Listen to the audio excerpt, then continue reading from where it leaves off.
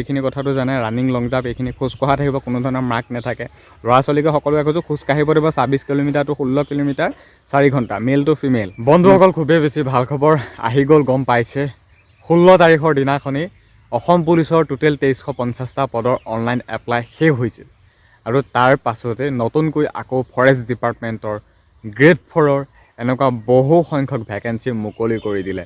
বহুত বেছি ভাল খবৰ। আৰু এই স্বাগতম মুখ্যমন্ত্ৰী ডক্টৰ হিমন্ত বিশ্ব শৰ্মা ডাঙৰীয়া ছাৰ অৰ্থাৎ আমাৰ মামাকো বহুত বেছি ধন্যবাদ জ্ঞাপন কৰিছোঁ।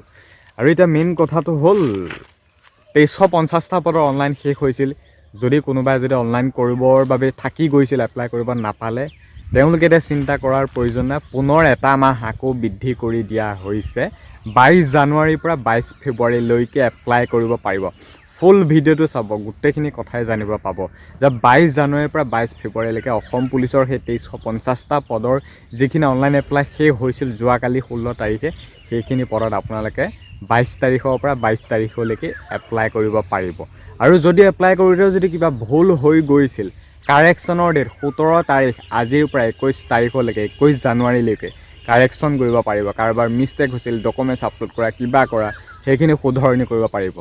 এতিয়া হৈ যোৱাখিনিৰ ওপৰতো ভাল খবৰ, আৰু এতিয়া আহিবলগীয়া হ'বলগীয়াখিনিৰ ওপৰতো গুড নিউজ যে ফৰেষ্ট ডিপাৰ্টমেণ্টৰ যথেষ্ট সংখ্যক টোটেল মানে প্ৰায় যোৱাকালি তাৰিখত যিখিনি ভেকেঞ্চি প্ৰকাশিত কৰিছে 3000 প্লাছ ভেকেঞ্চি মুকলি কৰি দিছে। বহুত বেছি ভাল খবৰ। আৰু তাৰ ভিতৰতে 8 পাছৰ পৰা এপ্লাই কৰিব পৰাকৈ গ্ৰেড 4ৰো কিছু সংখ্যক পোষ্ট মুকলি কৰি দিছে। গ্ৰেড 4খিনি কেনেকুৱা এনেকুৱা হয় আছিলে, গ্ৰেড 4 যেনেকৈ পুলিচৰ কিছুমান থাকে, ৱাটাৰ কেৰিয়াৰ হওক বা ধবি, মেছৰ, টেইলাৰ, বাৰ্বাৰ, প্লাম্বাৰ, এনেকুৱা সংখ্যক গ্ৰেড 4 কিছু সংখ্যক পোষ্ট মুকলি কৰি দিছে। আৰু সেইখিনি পোষ্টত 8 পাছৰ পৰা এপ্লাই কৰিব পাৰিবা। 40 এইজলৈকে যথেষ্ট টাইম দিছে আৰু এইজ চিলেকশ্যনো দিছে। সেইখিনিত এক্সট্ৰা এক্সপিৰিয়েঞ্চ চাৰ্টিফিকেট লাগিব, 5 নম্বৰ যিহেতু থাকে। কুকত এপ্লাই কৰিবলৈ হ'লে কুকত তুমি খাদ্য বনোৱা কিবা চাৰ্টিফিকেট লাগিব।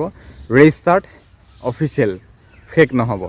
গতিকে ইমানেই আছিল, মানে ভালকৈ পোষ্ট মুকলি কৰি দিছে যোৱাকালি গ্ৰেড 4ৰো 8 পাছৰ পৰা এপ্লাই কৰিব পাৰিব 40 এইজলৈকে। বহুতেই বেছি ভাল খবৰ গ্ৰেড 4 যিখিনি পোষ্ট মুকলি কৰিছে। তাৰ পিছতে আহিছিল আমাৰ ফৰেষ্ট ডিপাৰ্টমেণ্টৰ যথেষ্ট সংখ্যক পোষ্ট মুকলি কৰি দিছিলে। আৰু ফৰেষ্ট ডিপাৰ্টমেণ্টৰ ক'ত কিমান পোষ্ট আছে জানাই, যে AFPF হওক বা ফৰেষ্ট গাৰ্ড হওক বা গ্ৰেড 1 হওক 400, 500, 200টা এনেকৈ পোষ্ট মুকলি কৰি দিছে ফৰেষ্টৰো। আৰু ফায়াৰ ইমাৰ্জেঞ্চিটো 700 বা এনেকুৱা যথেষ্ট সংখ্যক পোষ্ট টোটেল কালি মুকলি কৰি দিছে। আৰু ফৰেষ্টৰ যিখিনি জানাই, তোমালোকে এপ্লাই কৰিবলৈ হ'লে AFPF 10 পাছ হ'ব লাগিব। AFPFত এপ্লাই কৰিবলৈ হ'লে তোমালোকৰ 10 পাছ হ'ব লাগিব। আৰু তাত 30 বছৰলৈকে এপ্লাই কৰিব পাৰিবা। 18 বছৰৰ পৰা 25 জেনেৰেল, ST SC 5 বছৰ এক্সট্ৰা, OBC 3 বছৰ এক্সট্ৰা। আৰু যিটো গ্ৰেড 1 তেওঁলোকৰ যথেষ্টখিনি সময় দিয়া হৈছে। আৰু ফৰেষ্ট গাৰ্ডত 40 এইজলৈকে এপ্লাই কৰিব পাৰিবা। ফৰেষ্ট গাৰ্ডত 40 এইজলৈকে এপ্লাই কৰিব পাৰিবা।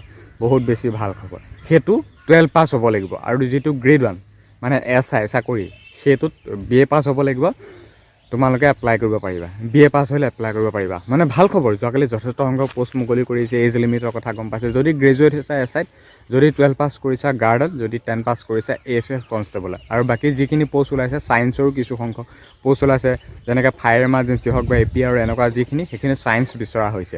সেইখিনিও এজ লিমিটটো সিমানেই। খালি ফৰেষ্ট গাৰ্ডৰ কথা বহুতে বিচাৰি আছিল, জানি আছিল, আমিও কৰি আছিলোঁ যে 16 তাৰিখে নিউ ভেকেঞ্চি আহিব, ফৰেষ্টৰ আহিব, ৰখি থকা, ৱেইট কৰা। ফৰেষ্টক লৈ কিমান ভেকেঞ্চিক লৈ কিমান ভিডিঅ'জ বনালোঁ, কিমান সুধিলোঁ, হয়তো তোমালোকে জানা। CM ছাৰকো গৈ মই ৰহাত গৈ সুধিছিলোঁ যে ফৰেষ্টৰ পোষ্ট কেতিয়া মুকলি কৰি দিব, অলপ সৰহকৈ লাগে। CM ছাৰে কৈছে প্ৰথমতে পুলিচ, তাৰপিছত ফৰেষ্ট। আৰু প্ৰথমতে পুলিচ আহি গ'ল, তাৰপিছত এতিয়া ফৰেষ্ট মুকলি কৰি দিলে যোৱাকালি 16 তাৰিখৰ দিনাখনি। আৰু মই কৈ আছিলোঁ যে 16 তাৰিখ, তোমালোকে 16 তাৰিখলৈকে ৱেইট কৰা, কিছুদিন ৱেইট কৰা, হয়তো আহি যাব। আৰু আহিয়ে গ'ল যোৱাকালি 16 তাৰিখৰ দিনাখনি। গতিকে এনেকুৱা ধৰণৰ সঠিক ৰিয়েল তথ্য পাই থাকিবৰ বাবে মোৰ চেনেলটো ছাবস্ক্ৰাইব কৰিবা, লগতে ফ'ল' কৰিবা, খুব বেছি শ্বেয়াৰ কৰিবা, ভিডিঅ'বোৰ শেষলৈকে চাবা। ডেছক্ৰিপশ্যনত আছামীৰ বুক 2024ৰ বাবে দিয়া হৈ আছে। জুবিনদাৰ নামতো বহুখিনি এইবাৰ কুৱেশ্যন হ'ব, মানে দিব আৰু এইবাৰ পৰীক্ষাসমূহত। ইতিমধ্যে যিখিনি এক্সাম হৈ গ'ল, তাত জুবিনদাক লৈ কুৱেশ্যন সুধিছে। স্কুলৰ পৰীক্ষাটো সুধিছে, বাকী কম্পিটিটিভ এক্সামবিলাকতো সুধিছে। গতিকে এতিয়া আহিবলগীয়া এক্সামবোৰতে SI হওক বা পুলিচ, ABF, ফৰেষ্টৰ যিখিনি পৰীক্ষা হ'ব আমাৰ 2026ত এইটো বৰ্ষতে। গতিকে আছামীৰ বুকখন ডেছক্ৰিপশ্যনত দিয়া হৈছে, তোমালোকে টাচ কৰি অৰ্ডাৰ কৰিবলৈ একেবাৰে নাপাহৰিবা। জুবিনদাৰ মৃত্যু, চন, ডেট, এভৰিথিং। গতিকে আছামীৰ বুকখন টাচ কৰি অৰ্ডাৰ কৰিবা।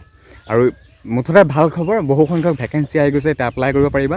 যিখিনি নতুনকৈ এপ্লাই কৰিবৰ বাবে ডেটটো দিয়া হৈছে, যিখিনি ফৰেষ্ট ওলাইছে বা ফায়াৰ ইমাৰ্জেঞ্চি 22 জানুৱাৰীৰ পৰা 22 ফেব্ৰুৱাৰীলৈকে, আৰু যিখিনি গ্ৰেড 4 ওলাইছে 22 জানুৱাৰীৰ পৰা 22 ফেব্ৰুৱাৰীলৈকে, আৰু কাৰেকশ্যনৰ ডেট যিখিনি হৈ গ'ল 17 তাৰিখৰ পৰা 21 জানুৱাৰী। মুঠতে ভাল খবৰে যথেষ্টখিনি ভাল খবৰ, পোষ্ট যথেষ্টখিনি আহি গৈছে, খালি তোমালোকে এপ্লাই কৰা। আৰু ফৰেষ্ট ডিপাৰ্টমেণ্টৰ পৰা এই পোষ্টখিনি চিলেকশ্যন প্ৰচেছটো কেনেকুৱা কি ধৰণৰ হ'ব। প্ৰথমতে জানাই যিখিনি কনষ্টেবল হওক বা এই পোষ্টখিনি ওলাইছে, কনষ্টেবলত হ'লে তোমালোকৰ 40 নম্বৰ ফিজিকেল, 50 মাৰ্কৰ তোমালোকৰ হ'ব ৰিটেন, আৰু 5 নম্বৰ তোমালোকৰ ভাইভা হ'ব, আৰু তোমালোকৰ NCC চাৰ্টিফিকেট থাকিব বা স্কিল টেষ্ট তেনেকুৱা মুঠতে হ'ব। আৰু সেই পোষ্টখিনি তেনেকুৱা চিম্পুল হ'ব। আৰু 40 নম্বৰ ফিজিকেলত জানে ৰানিং লং জাম্প এইখিনিয়ে হ'ব। আৰু ফৰেষ্টৰ হ'লে তোমালোকে এইখিনি কথাটো জানে, ৰানিং লং জাম্প এইখিনি খোজকঢ়া থাকিব, কোনো ধৰণৰ মাৰ্ক নাথাকে। ল'ৰা ছোৱালীকে সকলোকে কৈছোঁ খোজকাঢ়িব দিব 26 কিলোমিটাৰ টু 16 কিলোমিটাৰ 4 ঘণ্টা, মেল টু ফিমেল, কোনো ধৰণৰ মাৰ্ক নাথাকে। আৰু গ্ৰেড 1ৰ যিটো পোষ্ট ওলাইছে তোমালোকৰ ABSI UBSI যিখিনি পোষ্ট ওলাইছিল সেইখিনিৰ লগতে তোমালোকৰ এবাৰতে তোমালোকৰ এক্সামটো পাতিব। 100 মাৰ্কৰ ফাৰ্ষ্ট ৰিটেন, তাৰপিছত ফিজিকেল, যোনটোত এপ্লাই কৰিছে সেই হিচাপত ফিজিকেল চলি যাব। ফিজিকেল প্ৰচেছ বা কোৱালিফিকেশ্যন প্ৰচেছ এনেকুৱাই, NCCত মাৰ্ক আছে, আৰু তোমালোকৰ ট্ৰেড টেষ্ট বা সেইটো তোমালোকৰ গ্ৰেড 4ৰ মাৰ্ক আছে, 5 নম্বৰ যিটো এক্সপিৰিয়েঞ্চত। আৰু মুঠতে প্ৰচেছখিনি এনেকুৱা চিম্পুলে, ৰানিং আৰু লং জাম্প সকলোতে আছে, ৰানিং টু লং জাম্প সকলোতে আছে, কি পুলিচ, কি ABOB আছে, কি কামাণ্ডো ফৰেষ্ট, কি তোমালোকৰ ফায়াৰ ইমাৰ্জেঞ্চি সকলোতে আছে। ৰানিং টু লং জাম্প 3200 মিটাৰ 16.5 ফুট, ছোৱালীসকলক 16.5 ফুট 12.5 ফুট, ৰানিং লং জাম্প একেই চেম প্ৰচেছে, খালি কেণ্ডিডেট একেখিনি, মুঠতে সকলোখিনি। আৰু কম্পিটিশ্যন নাহে লেভেল টপ, এইটো 100% চিয়'ৰ টপ হ'ব এইবাৰ কম্পিটিশ্যন। আৰু খালি তোমালোকৰ মানে যিখিনি ছায়েন্সৰ পষ্ট ওলাইছে সেইখিনি কেৱল ছায়েন্সৰ ষ্টুডেণ্টে মানে চাকৰিটো ল'বৰ বাবে ভাল হ'ব, কাৰণ ছায়েন্সৰ যিখিনি পষ্ট ওলাইছে তাত বেলেগ কেণ্ডিডেট এপ্লাই কৰিব নোৱাৰে। এতিয়া যেনেকৈ বেলেগ পষ্টখিনি গোটেইখিনি এপ্লাই কৰিব পাৰে, ছায়েন্সও পাৰে, গতিকে ছায়েন্সৰ পষ্টখিনি কেৱল ছায়েন্সেহে এপ্লাই কৰিব পাৰে, কিন্তু সেইখিনি একো আৰ্টছে নোৱাৰে। সেইটো এটা ছিষ্টেম কৰিয়ে দিছে। বাকী ইমানেই আছিলে, ভিডিঅ'টো যথেষ্টখিনি কথা কৈছোঁ, বুজি পালা। নিউ ভেকেঞ্চি আহি গ'ল ক'লোঁ, গোটেইখিনি ডিটেইলছ দিছোঁ, খালি এপ্লাই কৰিব পাৰিবা 22 জানুৱাৰীৰ পৰা 22 ফেব্ৰুৱাৰীলৈকে। কাৰেকশ্যনৰ ডেটটোৰ কথা কৈছোঁ, আৰু ভেকেঞ্চি ইনক্ৰিজ যেতিয়া নোহোৱাৰ পৰা তেতিয়া কথা নকওঁ, খালি নিউ ভেকেঞ্চিখিনিক লৈ আপডেট দি দিছোঁ, নিশ্চয় জানিব পাৰিছা। আৰু ভিডিঅ'টো খুব বেছি শ্বেয়াৰ কৰা, যে ভাল খবৰ আহি পৰিছে SLPIBত 16 তাৰিখৰ দিনাখনেই এখন নহয়, দুখন নহয়, 3-4খনকৈ নটিফিকেশ্যন আহি পৰিছে নতুনকৈ।